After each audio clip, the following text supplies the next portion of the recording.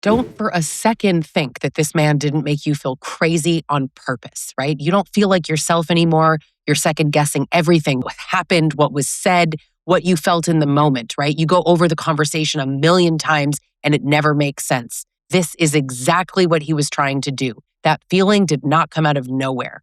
My name is Lisa Sonni. I'm a certified relationship coach, and I'm an expert in toxic and abusive relationships. And I expose the tactics of what these abusive men do in order to help women see what's happening, get out of these relationships, and rebuild themselves after. If this is something that interests you, hit subscribe so you don't miss more videos like this. We're going to talk about why you feel this way, the double standard that he creates that makes you feel the most crazy, and what this actually looks like in real life so that you can spot it. The truth is, right, you're hearing one thing and you're seeing another. Like, a lot of his words don't line up with his behavior. So he'll say things like, he really cares, and then he acts like you don't even matter at all, right? He's kind one day, and the next day he's mean and cruel. Now, this is called intermittent reinforcement, and it is part of every abusive relationship. So many people think that abusive relationships are abusive, and they are. But what we don't talk about enough is the kindness that exists in abusive relationships, which is meant to make you feel crazy and confused, and it works. We all describe this as hot and cold, the push and pull, attachment, anxious attachment, avoidant attachment. We think of it as all these different things instead of what it actually is, which in an abusive relationship, it's a strategy that abusive men use to keep you stuck. A guy like this, he'll make plans with you and then he'll ignore you. He'll make promises and then he'll disappear. And you're here trying to track what's real and what makes sense. And your brain is trying to connect what makes sense. When the truth is, nothing makes sense in a relationship like this. And that's the point. You keep trying to figure it out. You want clarity. And really, that's how human brains work, right? We want things to be clean and clear. And when it doesn't, we stay and we try to figure it out. We try to solve that problem, particularly women who have this kind of training to be fixers and caretakers and overfunctioners. You keep looking for the version of him that actually makes sense, and it never fully clicks. So you stay in this trying to figure it out. Now, something that I referenced earlier is this double bind. And this one is the biggest mind F in these abusive relationships. You know, those no-win situations, those circular conversations that make you feel like you want to scream at the top of your lungs because it doesn't make sense. And he probably stands there really calm while you're getting yourself all worked up. That's a double bind. This is when he might say, I just need you to communicate and tell me how you feel. But then when you communicate and say how you feel, he's angry. He shuts you down. He doesn't like that. Your feelings are always the problem. You try to explain yourself and he picks the whole thing apart, right? So now you say less, but now you're distant. Now you're cold. You're withholding communication. It's your fault. You're the reason why this relationship isn't working. So you stay and you just hold all of this. You carry all of this. You try to figure out how this is your fault. You try to fix it because that's who you are. But what you notice is that you can't win any conversation. And the truth is, in a healthy relationship, nobody's trying to win anything, right? These relationships should never be about winning and losing. But when you're in a relationship with someone who's abusive, with someone who wants power and control over you, they want to win. They want to dominate. So the important part to know here is that you need to lose. An abusive man will burn a conversation to the ground in order to make sure that you lose, even if they lose, even if they get themselves worked up, as long as you lose. That is the double bind. Everything you say and do, you're wrong. Another really perfect and sort of everyday example that I swear I've never met a woman who can't relate to this.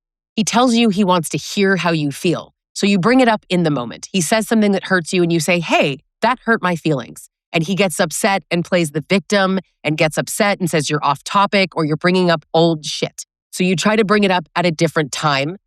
You bring it up on Saturday. He says, talk to me on the weekend when I'm not so busy, when I'm not so stressed with work. So you bring it up on Saturday and now you're bringing up stuff from days ago and you're harboring bad feelings and you can't get over anything. God, you're so angry all the time. It's like you want to be mad. It's like you want to argue. So you try to bring it up with a softer tone. You try to bring it up tone policing yourself, being really careful. There's words he tells you can't use. There's a tone you can't use. So you do this little dance and you're still wrong. You can't bring it up later. You can't bring it up in the moment.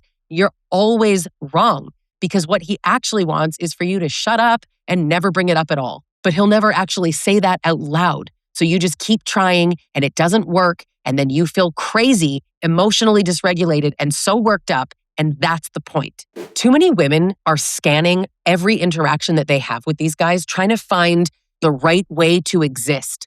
And you don't find one because every single direction that you could possibly go in has a consequence. So you stay in this crazy making loop of trying to solve a problem that's unsolvable because he doesn't want to solve the problem, because the problem of you being crazy and dysregulated is actually not a problem to him. That's exactly what he wants.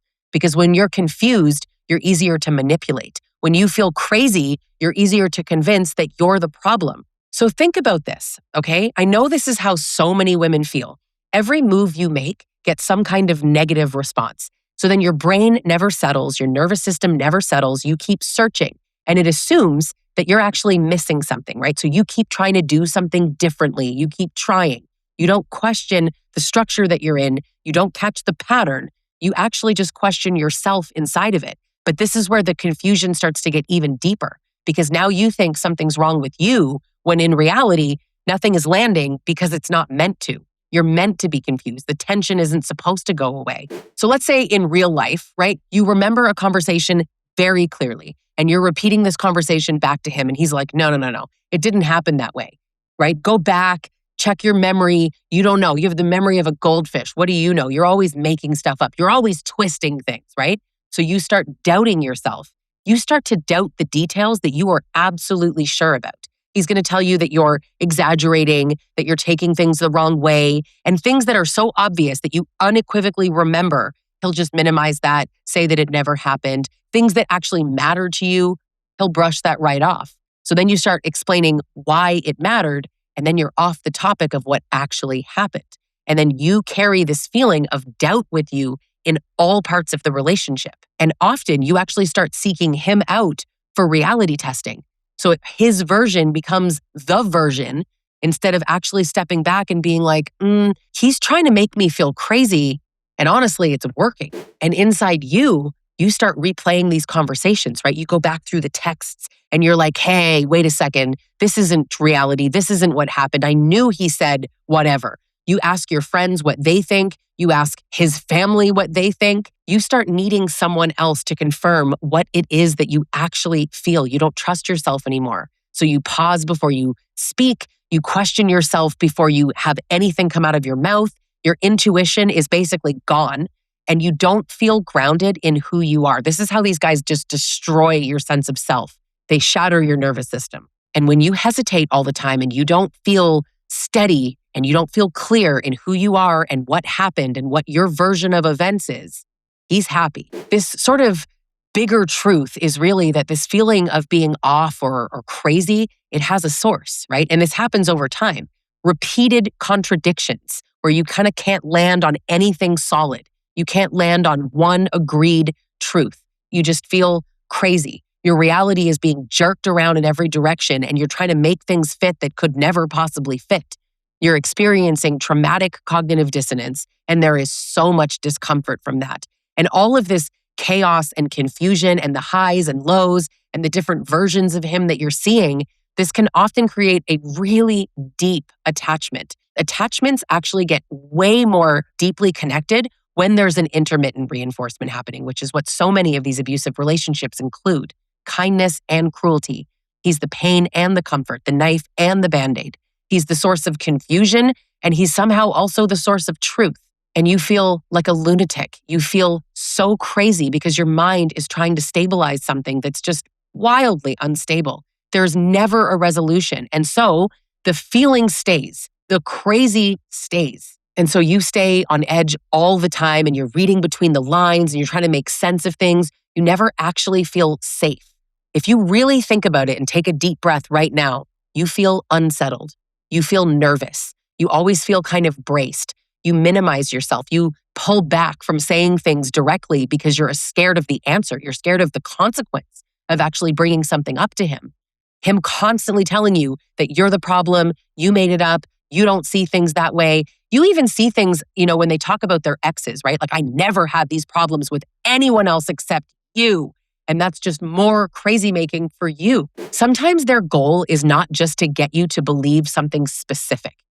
They make you feel crazy when they're lying to you and gaslighting you, but sometimes it's just to make you generally crazy. They just generally want you to not have a good sense of reality because this wears down your certainty. You start to hesitate and question yourself. You move in a much more slow way. You're stuck in your own head. And the less you trust yourself, the more you stay in a relationship like this. And that is where the control really holds, right here, when you start looking to him to define what's real.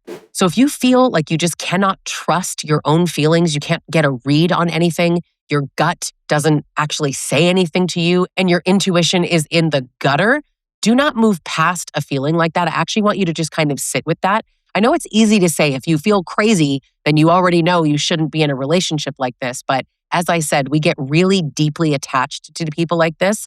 And we might be stuck in something called a trauma bond, which is an unhealthy attachment that exists in any relationship where there's this kind of oscillation of abuse and kindness and cruelty and flowers, or metaphorical flowers even, just some form of kindness. More often than not, making you feel crazy is exactly the point because it keeps you stuck. So if you're ready to not feel crazy anymore, if you are ready to actually make a change, get out of a relationship like this, heal from a relationship like this, work with me one-on-one, join one of my group coaching programs, or join me inside my community called She Rises Collective that I co-host with therapist Shelly Pumphrey. Thanks for watching, hit subscribe, and I will catch you in the next video.